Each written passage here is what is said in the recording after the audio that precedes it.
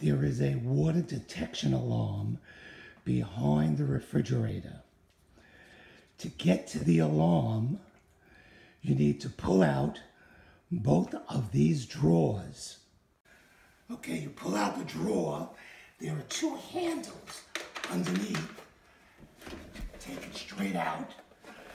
These are the handles that pull to the sides. So pull out the top drawer to make it easy to get at. Same thing, those red handles, and just pull to the side like that, and it unlocks. So there's the alarm back there. It's held in place by Velcro. You can just pull it off. The wire is relatively loose. Move it out enough. There is a battery compartment in the back. Just open it up and pull out the battery. After you pull out the battery, you need to turn off the water that's going to the refrigerator.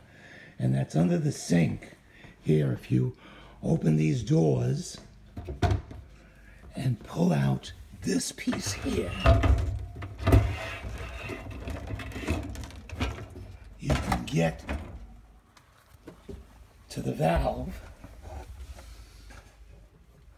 It's this valve here with the hose going to the left.